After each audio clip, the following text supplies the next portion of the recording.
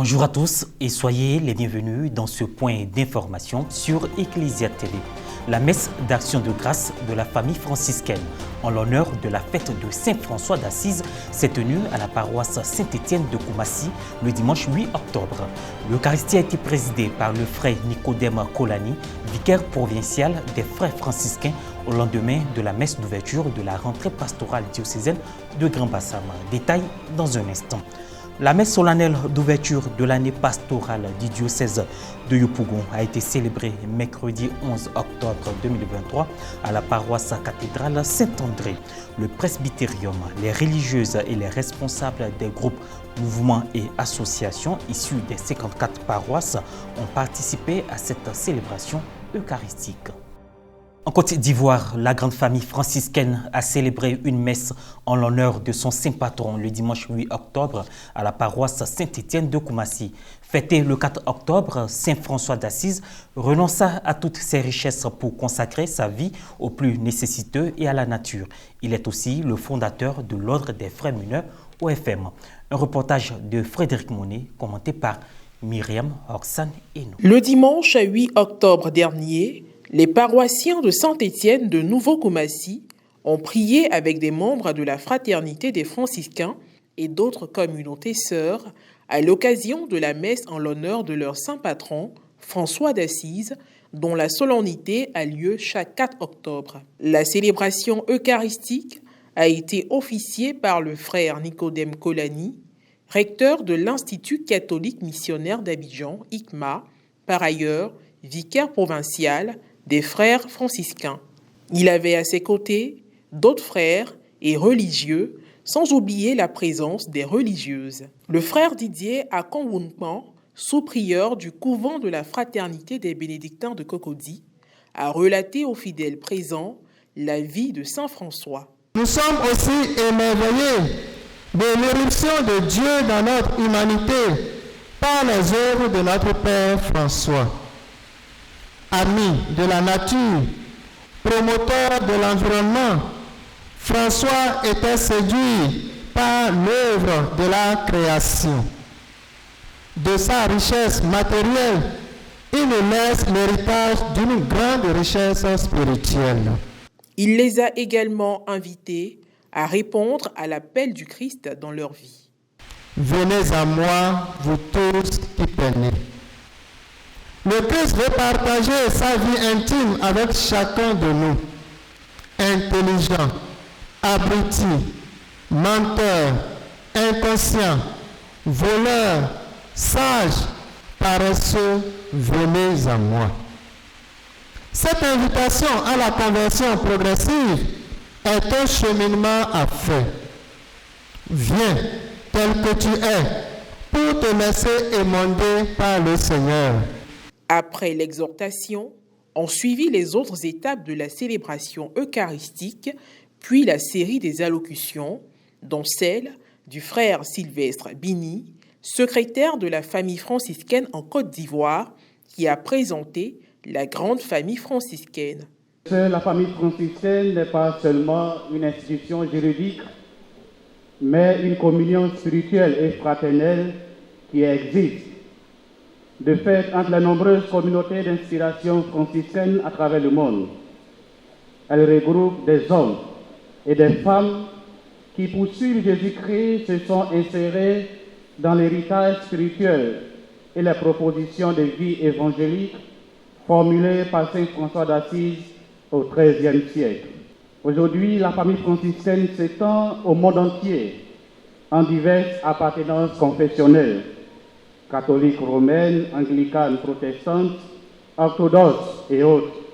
La chorale et la CEB, portant le nom de Saint François, ont reçu la bénédiction avant le renvoi. Né en 1181, Saint François d'Assise est réputé pour son amour pour la création, ce qui lui a valu d'être nommé saint patron de l'écologie par le pape Jean-Paul II.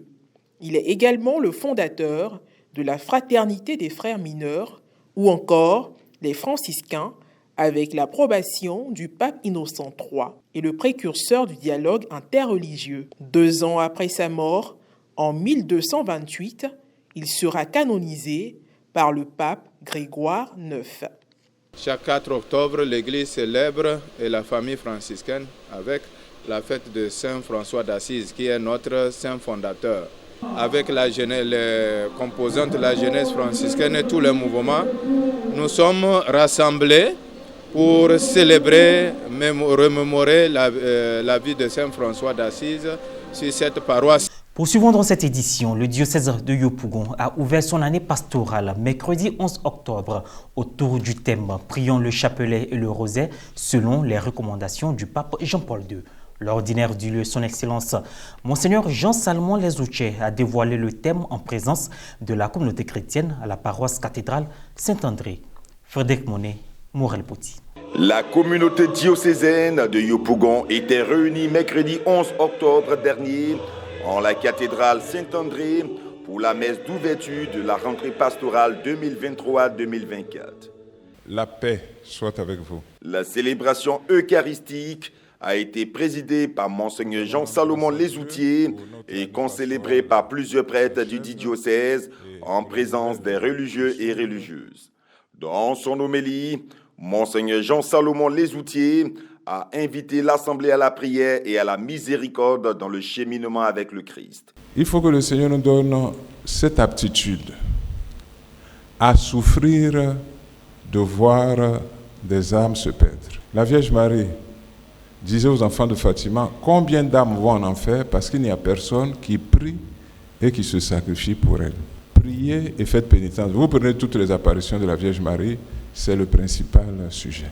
L'apôtre Paul va dire, il s'est fait tout à tous pour pouvoir sauver le plus grand nombre possible. Si tu es faible, je me suis fait faible avec les faibles.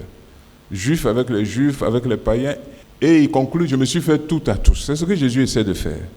Pour l'objectif, c'est le salut. Voilà l'attitude que nous devons avoir, la douleur que nous devons avoir pour être en phase avec Jésus-Christ.